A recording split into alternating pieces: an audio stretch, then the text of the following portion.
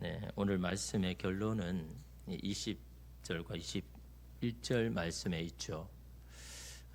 이 두 절에서 공통적으로 말하는 말이 뭡니까? 회개하지 아니하더라라고 두 번이나 이야기를 하고 있죠. 여러분, 기독교가 힘을 잃어버린 때가 언제부터일까요? 하나님의 능력을 경험하기가 어렵게 된 때가 어느 시점에서부터일까요? 언제부터일까요? 회개가 부담스러워질 때부터. 회개하라는 말을 이제 듣기 좀 싫을 때부터.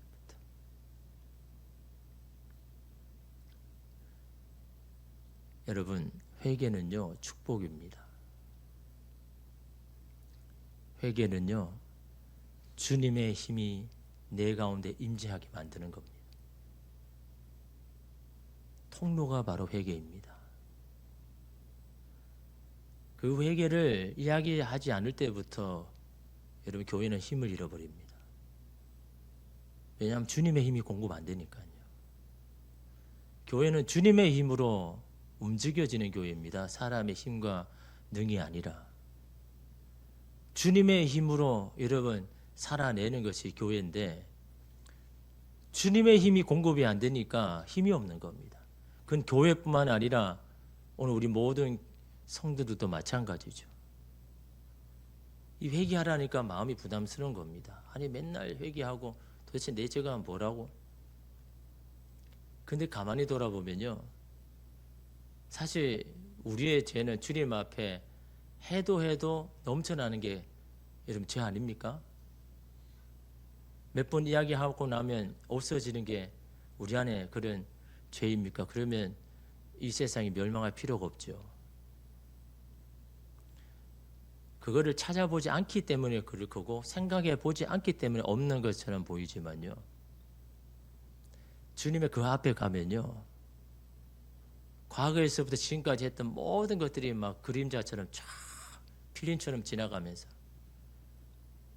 엎드릴 수밖에 없고 고백할 수밖에 없고, 그게 여러분 회개 아닙니까? 회개할 때 제3을 받고 뭘 받습니까? 성령을 받습니다. 그 회개를 통하여서 약속하신 성령이 여러분 오신다니까요. 그러니까 회개는요, 축복인 겁니다. 근데 회개를 그냥 하나님 내가 이런 걸 잘못했습니다. 이제는 이렇게 살지 않겠어요? 라고 하는 그 정도로 생각하니까 부담스러운 거죠. 왜 나는 그렇게 할 수 없는데? 할 수 없는데 자꾸 하겠다라고 하니까 여러분 자꾸 그 다음은 부담스러운 겁니다. 저는 이렇게 살지 않겠습니다 했는데 또 가서 그렇게 또 해요. 그러니까 그 자신을 보면서 나는 못하는데 자꾸 하려고 하니까 더 이상 안 나오죠. 신학자 젠센은요, 회개에 대해서 이렇게 말합니다. 잘못했습니다. 이후로는 잘하겠습니다. 라는 고백과 다짐은 회개가 아니다. 회개는 잘하겠다는 결심이 아니라 나는 할 수 없다는 자각이다. 회개는 뭐라고요? 나는 할 수 없다는 자각. 스스로 깨닫는 것. 나는 할 수 없다라는 것. 나는 이 문제에서 나는 할 수 없습니다, 주님. 지금까지 내 힘으로 하려고 했는데, 내 힘으로 되는 줄 알았는데, 내가 내 힘으로 되는 줄 알고 살아왔는데, 하나님 내 힘으로 안 됩니다. 그걸 자각하는 게 회개라는 거예요, 주님 앞에. 인간의 결단은 믿을 게 못되고 결국 노력은 헛되다. 무슨 말이에요? 좀 전에 이야기한 것처럼.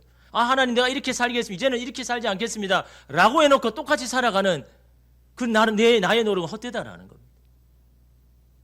이것을 철저히 깨닫고 인정하는 것이 회개다. 그러므로 회개는 우리가 돌이켜 하나님께로 가까이 가겠다는 다짐이 아니라 하나님이 우리를 향해 오신다는 사실을 발견하고 돌이켜 그 은혜를 받아들이는 것이다. 이게 회개라는 거죠. 날마다 넘어질 수밖에 없고 똑같은 반복적인 죄에 빠질 수밖에 없는, 그럼에도 불구하고 우리를 향해서 찾아오시는 그 주님의 은혜를 내가 받아들이는 거예요. 이게 이런 회개인 겁니다. 그러니 여러분, 이 회개는 얼마나 큰 축복입니까? 내게로 찾아오시는 그 주님을 내가 받아들이는 게 이런 회개인 겁니다. 나를 도와주시기 위해서, 나에게 힘 주시기 위해서, 내 인생을 간섭하기 위하여서 내 인생에 찾아오시는 그 주님을 은혜로 받아들이는 게 회개인데, 이 회개를 안 하니까 어떻게 이런 우리가 하나님 우리 가운데 찾아와서 간섭할 수 있겠습니까? 잘못을 인정하는 것도 나고, 마음의 길을 바꾸는 것도 나고, 의롭게 살려고 애쓰는 것도 나라면 여전히 내가 주인인 겁니다. 나는 그렇게 할 수 없는 존재라니까요. 나는 의롭게 살려고 결단해도 그렇게 살 수 없는 존재라니까요. 나는 내 마음을 바꿀 수 있는 그런 힘이 없는 사람이라는 거예요. 그걸 인정하는 것이 여러분 회개인 겁니다. 근데 그걸 인정하기가 어려운 겁니다. 여러분 그런 고백 해보셨습니까? 주님, 나는 더 이상 이 문제에 어떻게 할 수 없습니다. 하나님, 나의 재정 문제 더 이상 나는 어떻게 나의 힘으로는 할 수 없습니다. 나의 건강 문제, 나의 자녀의 문제, 우리 가정의 문제, 나의 배우자의 문제, 내 힘으로 할 수 없습니다. 그걸 인정하는 것이 여러분 회개입니다. 왜요? 그걸 인정할 때 주님이 그렇게 하심을 여러분 내가 믿을 수가 있는 겁니다.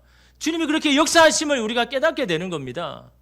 내가 할 수 있다고 자꾸 그러니까 하다가 안 되면요, 여러분 어떻습니까? 자괴감에 빠지죠. 아, 이거 해도 안 되네. 아니, 해도 안 되는 거죠. 내 힘으로 안 되는 겁니다. 주님이 여러분 하셔야, 여러분 거기에 손을 대셔야 할 수 있는 거지, 내가 할 수 있는 게 아닌 겁니다. 여러분, 세례 요한이 이 땅에 와서 가장 먼저 선포한 게 뭡니까? 회개하라, 천국이 가까이 왔느니라. 얼마나 중요한 말이었으면 그 첫 마디가 그거겠습니까, 여러분? 그게 사람들이 부담스러운 말이라면 하지 않았죠. 그 축복의 말이니까 그렇게 하는 거잖아요.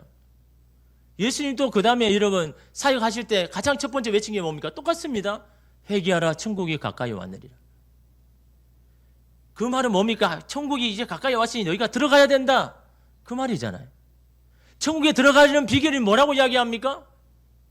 회개하는 거라. 내가 할 수 없음을 내가 인정하고, 내가 나의 연약함을 인정하고 강함이 되시는 주님을 붙들 때 우리는 그 하나님의 나라로 들어가는 겁니다. 여전히 내가 내 힘 믿고 내 능력 믿고 그렇게 살아가면 여전히 하나님 나라와는 거리가 먼 겁니다. 내 나라만 계속 이렇게 만들고 있는 거죠. 그러니까 회개는요, 주님의 나라에 들어가게 만드는 얼마나 이러면 귀한 축복입니까?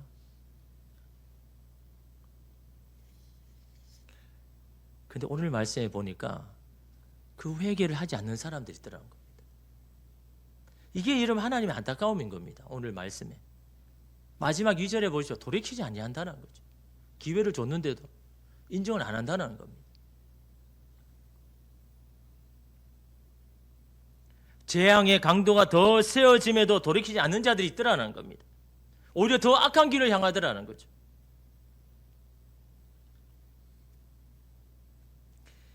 다섯째 재앙에는 여러분, 다섯째 재앙부터 인간에게 재앙을 끼친다고 했잖아요. 첫 번째 나팔부터 네 번째까지는 자연에, 우주에 이렇게 재앙을 내리셨다면, 다섯 번째 나팔부 때는 사람에게, 인간에게 직접적인 영향을 미치는데, 다섯째 재앙은요, 불신자들, 하나님을 받아들이지 않고 인정하지 않는 자들을 향하여서 황충이 나와서, 무정액에서 무정액이 열리니까 연기가 나와가지고 거기에 황충이 나오잖아요. 그 메뚜기 와가지고 여러분 이 불신자들을 공격하잖아요. 근데 여섯 번째 재앙은요, 인류의 3분의 1을 죽입니다. 그러니까 여러분 그 재앙이 더 강도가 세워졌죠. 왜 자꾸 강도를 세게 할까요? 기회를 줬는데도 알아차리지 못하니까. 그 경고에 쌓이는데도 받아들이지 않고 인식하지 못하니까. 자꾸 마음을 닫고 고집을 피우고 계속 있으니까 더 강도가 세워지는 거예요. 그때 손을 들고 항복하면 빨리 끝날 건데, 항복하지 않고 계속해서 이러면 고집을 부리니까 이런 그 시간이 더 길어지고 강도가 더 세워지는 겁니다. 그러니까 여러분, 지혜로운 사람은요, 그런 경고의 사진이 딱 오면요, 바로 하나님 앞에, 아, 하나님 나는 할 수 없습니다, 항복하고 손을 들을 때, 그게 이러면 지혜로운 사람인데, 그렇지 않고 끝까지 고집 부리며 가면요, 그 시간만 자꾸 길어지는 겁니다. 그리고 여러분, 회개하라는 말은요, 축복의 말로 들어야 되는 겁니다. 아, 지금 항복하라는 말이구나. 손을 들라는 이야기구나. 그렇게 이러면 받아들이고 인정을 해야 이러면 되는 거죠. 여러분 오늘 말씀 보니까요. 13절을 보십시오.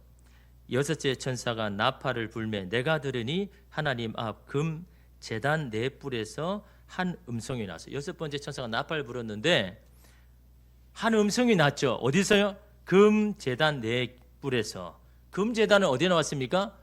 8장에 나오죠. 8장에. 예, 생각을 해보셔야 됩니다. 저 보시면 이게 생각이 안 나고 8장에 금제단이 나오죠. 금제단이 뭡니까? 하나님의 성도들이 기도하는, 그 기도할 때 향기로운 연기와 함께 하나님의 앞으로 올라가죠. 그 금제단은요 하나님의 백성들이 기도하는 곳입니다. 거기서 막 부르짖습니다. 그 기도의 제목이 뭡니까? 이 땅이 악인들이 아닌 하나님이 통치하고 다스리고 계심을 보여주십시오. 이 세상의 불의와 악에 대해서 심판해 주십시오 라는 기도가 그 금제단에서 막 올라가는 겁니다. 하나님 앞에. 악인들이 더 이상 번영하지 못하도록 하나님이 하나님이심을 보여주십시오 라는 그런 기도가 막 올라가는 겁니다. 하나님 앞에. 그러니까 그 기도가 어디로 갑니까? 향단에, 금향단에 딱 들어가잖아요. 그 천사가 금향단에 가득 딱 차면 어떻게 합니까? 하나님 앞에 다 가지고 가죠. 그리고 하나님 그걸 확인하시고 그 기도에 응답을 하시죠. 이게 여러분 이 8장에 여러분 나온 내용 아닙니까? 그러니까 여러분 이 금제단 네 뿔에서 하는 음성은 뭡니까? 우리가 기도한 응답에 대한 것으로 여러분 말씀하고 있는 겁니다. 기도를 들으신 하나님께서 이제는 시행하시겠다라는 말씀인 겁니다. 하나님은 지금도 눈물로 신음하고 부르짖는 그 백성의 기도를 들으신다라는 겁니다. 하나님밖에 의지할 수 없는 심정으로 간절히 기도하는 자를 품어주시고 그 기도를 들으신 하나님이 반드시 정의로 심판하시고 공의로 세우시겠다라고 그 음성으로 그 금제단에서 여러분 내 음성을 발휘하고 있다라는 거죠. 또한 여러분 하나님은 보십시오. 응답하시는 때를 정하시고 하나님의 방법으로 이루실 것이다 라고 여러분 오늘 이 여섯 번째 이 나팔을 보면 알 수 있는 겁니다. 하박국 2장 3절에 보십시오. 이 묵시는 정한 때가 있나니 그 종말이 속히 이르겠고 결코 거짓되지 아니하리라. 비록 더딜지라도 기다리라. 지체되지 않고 반드시 응하리라. 반드시 응답하시겠다라는 겁니다. 비록 우리의 눈은 더딜게 보이고 지치 않은 것 같아도 하나님의 응답의 때는 반드시 온다라는 겁니다. 하나님은 반드시 그렇게 이루어 주실 것이라는 겁니다. 그러기에 우리는 뭡니까? 기도시는 죄를 범하지 말고 우리의 자리를 굳건히 지켜나가야 된다라는 겁니다. 우리의 기도가 하나님 앞에 올라가기 때문에. 언제 하나님께서 그 기도를 들으신다고요? 그 향로의 기도가 다 찰 때까지.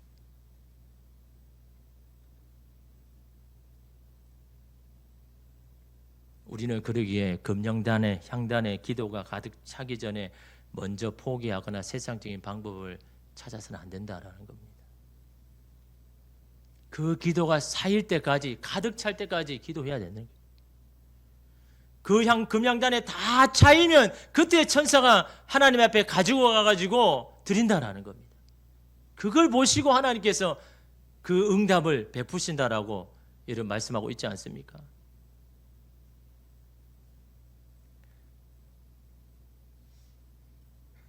빨리 가는 것보다 느려도 바른 방향으로 가야 그 결말이 좋습니다. 여러분 아직 우리에게 결말이 오지 않지 않습니까? 아직 우리는 과정 중에 있습니다. 우리 자녀도 마찬가지입니다. 지금이 끝이 아닙니다. 근데 마치 우리는 지금이 잘못되면 막 끝나는 것처럼 생각할 때가 많잖아요. 그렇지 않습니까? 지금 여러분 늦어지는 것은 영원히 늦춰지는 게 아니죠.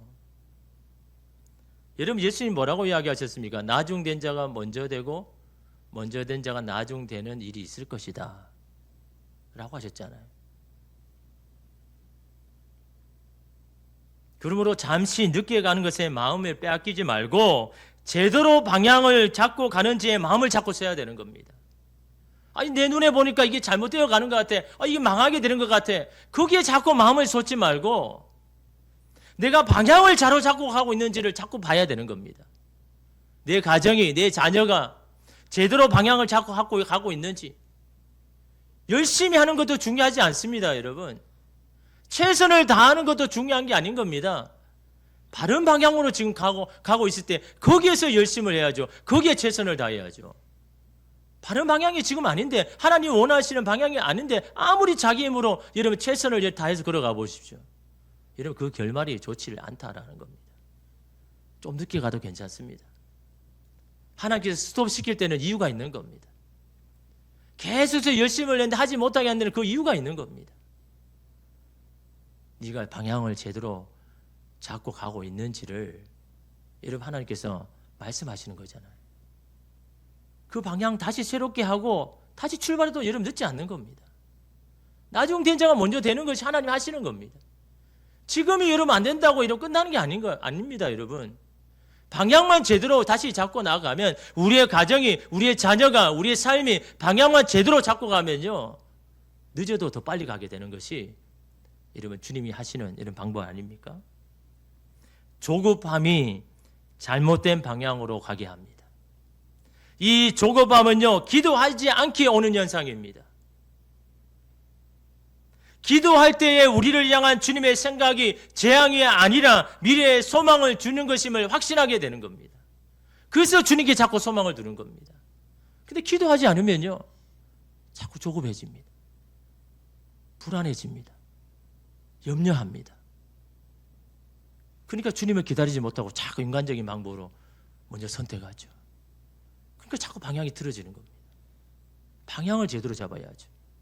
기도할 때의 방향을 바로 잡을 수 있는 여러분 그 길이 보이고 힘이 여러분 거기에 여러분 나온다라는 겁니다. 금 제단 넷불에서 나온 음성이 나팔을 가진 여섯 천사에게 지시한 게 뭡니까? 여러분 14절을 보니까요. 나팔 가진 여섯째 천사에게 말하기를, 어디서 금제단에서 넷불에서 나온 음성이 나팔을 가진 여섯 천사에게 말하기를, 큰 강 유브라데에 결박한 네 천사를 놓아주라 하매. 뭐라고 합니까? 큰 유브라데 강에 있는 그 네 천사를 풀어줘라 라는 그 음성이 들린 겁니다. 여섯 번 천사에게요. 큰 강 유브라데는요, 이스라엘 북동쪽에 있습니다. 지금 말하면 이란, 이라크 쪽에 그쪽이죠. 거기에 여러분 전통적으로 누가 있었습니까? 어느 나라가 있었습니까? 아수르, 바벨론, 페르시아 다 거기서. 이들 나라의 공통점이 뭡니까? 이스라엘을 계속 괴롭히는 나라. 근데 여러분 그 나라들을 왜 여러분 계속 내버려 두셨습니까? 하나님은요. 이스라엘이 자꾸 잘못된 방향으로 하고 자꾸 죄를 짓고 우상 숭배 자꾸 하니까 그들을 여러분 징계하기는 도구로 그들을 여러분 사용하시잖아요. 그냥 괴롭힌 게 아닙니다. 자식들은 그렇죠. 부모가 자꾸 이야기하면 나만 자꾸 괴롭힌다고. 여러분 자녀를 괴롭힐 부모가 어디 있습니까? 좋은 길을 가라고 자꾸 이야기하는 거지, 여러분. 부모가 잘못되게 하려고 힘들게 하게 하는 부모가 어디 있습니까, 여러분? 단지 그 말을 들으니까 내가 힘들어서 그렇지. 부모가 괴롭히는 부모 있습니까, 자녀를요? 그렇지, 없잖아요. 하나님도 마찬가지입니다. 자녀가 잘못된 길을 가는데 그냥 내버려 두는 게 아니잖아요. 채찍을 가해서라도 좋은 방향으로, 옳은 방향으로 가야 되니까 그 채찍으로 여러분 바벨론이나 아수르나 페르시아를 사용한 거죠. 그런데 여러분 이 당시 로마 제국도 이 큰 강 유브라데의 경계를 두고 있는 한 나라를 무서워했습니다. 공포의 대상으로. 그 나라가 바로 파르티아 제국이었습니다. 파르티아 제국. 이들은요 뭘 가졌냐니까 기마병이요. 엄청 무서운 이 기마병, 얼마나 실력이 뛰어나냐면요, 막 말을 타고 가다가 뒤돌아서 활을 쏠 수 있는, 그 균형을 얼마나 잘 잡습니까? 막 말을 타보신 분은 아시잖아요. 균형 잡기 얼마나 어렵습니까? 말을 막 달리고 있는데 뒤에 있는 사람을 쏘려고 뒤로 돌아서 활을 쏠 정도로 그만큼 대단한 이런 실력을 가진 이 기마병을 가진 나라가 이 파르티아 제국. 그래서 로마에 있어서는요 공포의 대상이 바로 이 파르티아 제국입니다. 큰 유브라데 강에 있는 사는 그 파르티아. 그런데 그 내천사 거기에 있는 자를 왜 놓아주라고 하시는 걸까요? 그리고 그 내천사가 뭘 합니까? 사람의 3분의 1을 죽이기로 작정된 자들이라고 하죠. 그들은 뭡니까? 하나님이 지시할 때까지 거기에서 대기하는 자들이죠. 하나님이 이스라엘을 좀 이렇게 정신 차리도록 채찍질을 가해라. 그러면 거기서 그 나라를 막 그렇게 해가지고 그 나라가 이스라엘을 그렇게 하도록 그렇게 만드는 일을 하죠. 시마다 시기마다 때마다. 근데 그들은 이제 어떻게 합니까? 불의한 자를 징계하기 위해서 이제는 심판의 도구로 사용하는 겁니다. 이제는 그들을 놓아줘서 이제는 불의한 자들을 이제는 심판해야 되겠다라고 해서 그들을 사용하기 위해서 그들을 놓아주고 있는 장면을 여러분 우리가 보게 되죠. 그런데 그 네 천사가 어떤 일을 합니까? 여러분 15절 보십시오. 네 천사가 놓였으니 그들은 그 년, 월, 일, 시에 이르러 사람 3분의 1을 죽이기로 준비된 자들이더라. 풀렸다고 마음대로 할 수 없는 겁니다. 하나님이 정하신 때 년, 월, 일, 시 구체적인 날짜는 없지만 뭡니까? 몇 년, 몇 월, 며칠, 몇 시에 너는 그 일을 해야 될 것이다. 그걸 아는 사람은 얼마나 구체적인 걸까요? 언제 어떤 해에 하라는 것도 아닙니다. 어떤 달에 하라는 것도 아닙니다. 어떤 시까지 말씀해 주고 있다는 거죠. 그 자기 마음대로 할 수가 없는 겁니다. 하나님이 정하신 때에 해야 되는 겁니다. 그걸 지금 강조하고 있는 겁니다. 모든 것이 누구의 손에 있다고? 하나님의 손에 있다. 하나님께서 딱 말씀하실 때 그걸 해야 된다라는 거예요.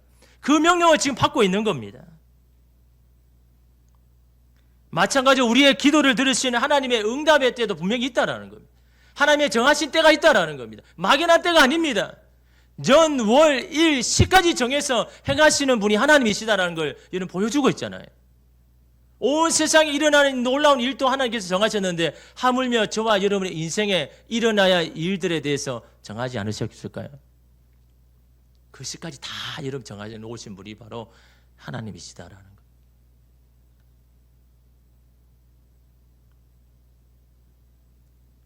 근데 그 하나님이요 어떻게 행하실까요? 하나님이 먼저 일을 행하실 때는요 사람들에게 소원을 먼저 두십니다. 소원을. 그 소원은 뭡니까? 내가 이제 이렇게 하겠다 라고 말씀하시죠. 그러니까 사람은 그건 뭡니까? 그걸 내가 소원을 삼는 겁니다. 아, 예, 하나님 나도 그렇게 되기를 원합니다. 내가 정말 바라는 것이었습니다. 정말 그렇게 되면 너무 좋겠습니다. 소원을 두고 행하신다고 여러분 말씀하셨잖아요. 하나님께서 미리 말씀하셔서 우리에게 소원을 주시는 겁니다. 하나님은 지금은 아무것도 아닌 것 같은데요. 야, 그래 걱정하지 마. 내가 정하신 그때 내가 너를 이렇게 할 거야. 네 가정을 이렇게 할 거야. 라고 미리 말씀 주시죠. 그 말씀을 들을 때 우리는 소원이 생기는 겁니다. 그 소원을 가지고 이러면 기대하면서 우리가 살게 되죠. 그 다음 어떻게 합니까? 그 뜻을 이루기 위해서 소원을 둔 그 사람은 연단시키죠. 여러분을 괴롭히는 게 아니라 연단시키는 겁니다. 하나님의 뜻을 이루는데 합당한 사람 되라고. 근데 자꾸 우리는 그 연단이 아니라 하나님 왜 자꾸 나를 괴롭힙니까? 나는 그렇게 하기 싫은데 왜 자꾸 나를 괴롭힙니까? 그러니까 자꾸 연단 더 시키는 겁니다. 그때 항복하셔야죠. 하나님 저를 연단시키려고 하십니까? 저는 하나님 마음껏 연단하십시오. 제가 그것을 인정하고 나는 그렇게 살기를 결단합니다 해야 되는데 하나님 왜 자꾸 나만 괴롭힙니까? 왜 나를 힘들게 합니까? 아니 지금 연단시키고 있는데 하나님 이 일을 이루시기 위해서 지금 연단을 하고 있는데 괴롭힌다고 자꾸 생각하니까요. 제가 이 자녀들에게 항상 자꾸 그렇게 이야기하니까 아니 왜 자꾸 나를 괴롭히냐고 그 이야기를 들으니까 야 이게 주님의 마음이구나. 이거 하나님의 마음이구나. 아니 나는 괴롭히려는 게 아니라 조금만 더 힘을 내고 조금만 더 하면 잘할 건데 그렇게 하지 못하는 너무 안타까움 때문에 자꾸 이야기를 하는데 그 잔소리를 듣는 모양입니다. 자꾸 자기만 괴롭힌대요. 그런 적이 없는데 괴롭힌 적이 없는데 그 이야기를 듣는데 야 이게 하나님께서 그런 마음이었구나. 우리가 조금만 어려고 힘들면 하나님 왜 자꾸 나를 힘들게 합니까? 괴롭게 합니까? 라고 할 때 하나님께서 들으시는 감정이 이거였구나. 아니 나는 괴롭히려고 하는 게 아닌데 너를 잘되게 하고 너가 그 하나님이 하시는 역사를 눈으로 보게 하고 그게 합당한 저로 내가 지금 만들고 있는데 자꾸 나를 힘들게 한다고 거부할 때 여러분 부모의 마음이 속타는 것처럼 하나님 마음도 속타죠. 왜 연단시킬까요? 연단을 잘 받아야서 나를 통해서요. 누굴요? 나와 함께하는 자들을 바꿔나가기 시작하는 겁니다. 그리고 하나님의 역사를 이루실 사건을 딱 만나게 하죠. 그럴 때 연단받은 나는 어떻게 합니까? 신앙으로 대응하죠. 반응하죠. 이런 사건을 딱 만났을 때 어떻게 합니까? 연단받은 나는 하나님 앞에 엎드리기 시작하는 겁니다. 하나님 앞에 기도하기 시작하는 겁니다. 하나님 앞에 붙들기 시작하는 겁니다. 그거는 여러분 위기가 아니라 기회인 겁니다. 하나님의 사건을 일으키기 위하여서 지금 그 사건을 딱 주는데 연단된 자는요 엎드리는 겁니다. 기도하는 겁니다. 신앙으로 하면 어떻게 해결하려고 붙드는 겁니다. 그게 연단받은 자의 특징인 겁니다, 여러분. 그래서 연단시키는 겁니다. 정말 중요한 순간에 기도해야 되고 붙들어야 되는데 그 정말 중요한 순간에 연단받지 못해가지고 오히려 더 낙심하고 절망해서 세상으로 나가보면 얼마나 어떻게 합니까? 야, 실컷 기회를 다 만들어놨는데 야, 지금 기도하기만 하면 되는데 오히려 세상으로 더 나가버릴 때 이러면 주님의 마음이 어떨까요? 또 기다리시는 겁니다. 또 지쳐야 되는 겁니다. 그래서 여러분 자꾸 누군가 기도하라고 자꾸 내게 재촉할 때 이게 축복이라고 생각하셔야 되는 거예요. 은혜라고 생각해야 되는 겁니다. 하나님께서 내가 지금 기도하라고 하는구나. 지금 내 낙심 가운데 빠질 게 아니라 하나님 앞에 붙들려고 하시는구나. 그 신호를 딱 받아들고 여러분 항복하면요. 하나님이 하시는 그 기적의 역사 가운데 여러분 우리를 여러분 사용하게 되는 겁니다. 그때 하나님께서 이루시는 거죠. 우리가 하나님 앞에 걸림돌 되지 아니하고 디딤돌 될 때 그때 하나님이 이루시는 겁니다. 하나님의 역사가 바로 그렇게 일어나는 겁니다. 하나님이 하시는 방법은 그런 방법을 하시는 겁니다. 그래서 여러분 오늘 우리를 먼저 부르시고 우리에게 소원을 두시고 우리를 연단시키시고 하나님의 때를 기다리게 하시고 그때 믿음으로 반응해서 하나님께서 그렇게 하실 수 있도록 길을 열어주는 그것이 여러분 하나님이 하시는 방법 여러분 아닙니까? 그런데 여러분 이 내천사들이 어떻게 했습니까? 여러분 16절 17절 보십시오.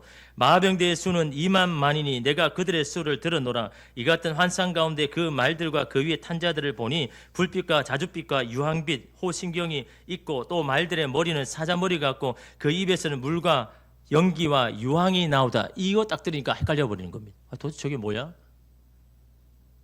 그게 자꾸 머리에 신경을 쓸 필요가 없습니다. 왜냐하면 여러분 그때 사도 요한의 지적 수준하고 우리의 지적 수준은 똑같을까요? 만약 여러분 우리는 자동차가 너무 흔하잖아요. 그 자동차를 막 타임머신 해가지고 지금 2000년 전 사도행전 사도 요한한테 딱 이걸 보여주면 사도 요한이 뭐라고 이야기할까요? 자동차라고 설명할까요? 뭐 이상한 거네. 이상하게 뒤에서 막 연기가 나오고 뭐 스스로 알아서 지금 막 가고 눈에서 막 불빛이 막 나고 헤드라이트에서 불빛이 나오는데 눈에서 그렇게 안 하겠습니까? 그러니까 여러분 지금 이야기는 사도 요한의 지금 지적 수준 안에서 자기가 보는 것을 그냥 지금 설명하고 있는 겁니다. 그러니까 우리의 지적 수준은 저게 도대체 무슨 말 하는지 모르죠. 그렇지 않습니까? 그러니까 거기에 대해서는 머리에 너무 신경 쓸 필요가 없는 겁니다. 마병의 수가 2만 만이라고 하죠. 몇 명입니까? 2억 명입니다. 2억 명. 2억 명이라고 여러분 그 당시에 2000년 전에 여러분 전 세계 인구가 2억 명이나 됐겠습니까? 실제 2억 명이 아니라 셀 수 없는 가득한 수를 말할 때 말하는 거죠. 너무도 셀 수 없는 그 마병대가 있더라라는 거죠. 근데 여러분 우리가 알 수 있는 게 뭡니까? 그 입에서 뭐가 나와 합니까? 불과 연기와 유황이 나오더라. 그걸 보면서 우리가 뭘 딱 깨닫습니까? 이게 화약에 관계된 무기구나 라는 것을 우리가 얼추 여러분 유추할 수 있는 겁니다. 지금 이 화약에 관한 무기를 지금 사용해서 뭐합니까? 전쟁을 일으키고 있구나. 그 전쟁으로 인류가 3분의 1이 죽는 거구나. 그걸 우리가 여러분 유추할 수가 여러분 있는 거죠. 여러분 인류의 3분의 1이 죽는 게 여러분 그런 일이 얼마나 끔찍합니까? 코로나로 몇백만 명 죽어도 난리치는데 인류의 3분의 1이면 몇 억입니까? 그런 전쟁으로 3분의 1이 죽는데요. 끔찍하지 않습니까? 막 거리에 나가 보면 막 시체가 깔려 있습니다. 그걸 바라보면 여러분 어떨까요? 하나님의 마음을 하나님의 자기 마음에 두는 자들은요, 그걸 보고 깨달을 겁니다. 아, 인간의 죄성이 이렇게 끔찍한 일을 하는구나. 인간에게는 소망이 없구나. 인간의 죄악이 이렇게 참혹하게 만들었구나. 그게 당연한 거잖아요. 그렇지 않습니까? 아니, 인류의 3분의 1이 죽었는데 그걸 보면서 야, 정말. 근데 오늘 말씀이 뭡니까? 안타까운 거는 회개하지 않더라는 겁니다. 그 참혹한 전쟁 가운데 살아남은 자들이 있잖아요. 그 살아남은 자들이 회개하지 않더라는 겁니다. 이게 하나님의 안타까움인 겁니다. 돌이켜야 되는데, 자기의 죄성을 인정하고 이제는 나에게 인간에게 소망이 없습니다. 그래서 하나님께로 돌아갑니다라고 그렇게 이러면 그 이야기를 들어야 되는데, 오늘 성경은 뭐라고 이야기합니까? 20절, 21절 보십시오. 이 재앙에 죽지 않고 남은 사람들은 손으로 행한 일을 회개하지 아니하고 오히려 여러 귀신과 또는 보거나 듣거나 다니거나 하지 못하는 금, 은, 동과 목석의 우상에 절하고 또 그 살인과 복술과 유양, 음행과 도둑질을 회개하지 아니하더라. 3분의 1이 죽었는데 회개하지 않더라는 겁니다. 오히려 세상으로 더 죄악으로 나가버리더라는 겁니다. 무엇을 회개하지 않습니까? 손으로 행한 일. 자신의 손으로 행한 일이요. 자신 스스로가 희망이 있다고 믿고 자기의 힘과 지혜와 능력으로만 해왔던 일요. 도무지 하나님의 도우심을 구하지 아니하고 자기의 이름으로만 살려고 했던 그 일들요. 물질과 쾌락과 만족만을 충족시키기 위해서 스스로 한 모든 일 말입니다. 그 손으로, 인간의 손으로 한 모든 일을 회개하지 않더라는 겁니다. 내가 해왔던 이 모든 것들이 하나님 이 재앙을 가져오겠습니다. 나는 그 하나님 나는 더 이상 희망이 없는 사람입니다. 그리고 주님 앞에 돌아와야 되는데 그렇게 하지 않더라는 겁니다. 더 세상으로 나가더라는 겁니다. 더 우상으로 나가더라는 겁니다.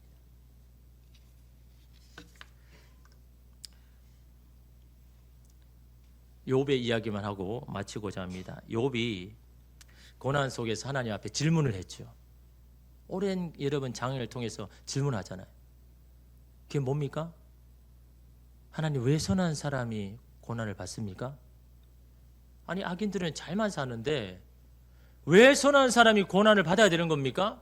도대체 이유가 뭡니까? 그는 자기를 빗대서 이야기한 거죠. 나는 그래도 선하게 산다고 생각했는데, 나는 그래도 잘 살다고 생각했는데 왜 나는 이렇게 고난을 받는 겁니까? 도대체 이유가 뭡니까? 이유만 알면 내가 내 속이라도 편할 텐데 도대체 이유가 뭡니까? 계속 그렇게 질문했죠. 근데 하나님의 답은 뭡니까? 답은 하지 않고 오히려 질문하죠. 질문하는 건요, 스스로 자각하라는 겁니다. 깨달으라는 거죠. 어떤 질문입니까? 그 질문 두 가지죠. 욥에게 한 질문은, 첫째는 내가 아느냐, 두 번째는 내가 할 수 있느냐. 이 두 가지를 딱 합니다. 내가 아느냐는 뭡니까? 너의 지식과 지혜의 한계를 깨달아라는 거죠. 너가 할 수 있는 거 도대체 뭐냐? 그걸 깨달아라는 거죠. 두 번째가 뭡니까? 네가 네 입으로 할 수 있는 게 뭐냐? 그걸 깨달아라는 겁니다. 이 두 가지의 질문을 딱 받고 욥은 깨달았죠. 뭐요? 자기 자신을요. 나는 이처럼 아는 것도 별로 없는데, 하나님이 만드시는 그 창조 가운데 내가 있지도 않았는데 도대체 하나님 왜 이렇게 만드셨습니까? 왜 이렇게 지었습니까? 라고 하는 그 질문하는 나 자신이 얼마나 어리석은지를 깨달았죠. 나는 아무것도 할 수 없는 사람이 내가 뭔가를 할 수 있는 것처럼 생각했던 자기 자신을 돌아보게 되죠. 그래서 여러분, 욥이 회개한 게 뭡니까? 주님, 저는 모릅니다. 주님, 저는 할 수 없습니다. 이 두 가지 답을 하죠. 그러나 주님만 하실 수 있습니다. 그게 욥에게 고난을 이기는 힘이 된 겁니다.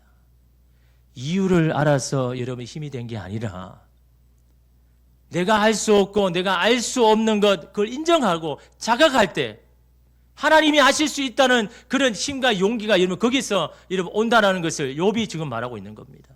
오늘 우리의 삶을 이겨낼 힘이 어디에 있습니까? 내가 그런 사람을 인정하는 겁니다. 자꾸 넘어지고 자꾸 그렇게 넘어지는 내 자신을 하나님 앞에 인정하고 고백하는 겁니다. 하나님, 나는 이런 사람이었습니다. 나는 내 고집대로 살았습니다. 나는 내 아집이 먼저 앞섰습니다. 나는 내 생각이 먼저 앞서 사는 사람입니다라고 인정하는 것이 여러분 주님께로 돌이키는 겁니다. 그런 자를 하나님 불쌍히 여기십니다. 그런 자를 여러분 주님이 도와주십니다. 우리가 어떻게 기도해야 될까요? 어떻게 주님 앞에 나아가야 될까요? 하나님 왜 그렇게 만드셨습니까? 왜 나를 이렇게 하십니까? 그 이유보다는 주님, 나는 할 수 없는 사람입니다. 나는 아는 것이 아무것도 없습니다. 그렇게 주님이 필요합니다. 그 고백이 주님 앞에 드려야 할 오늘 우리의 고백인 줄 믿습니다. 기도하겠습니다. 주님,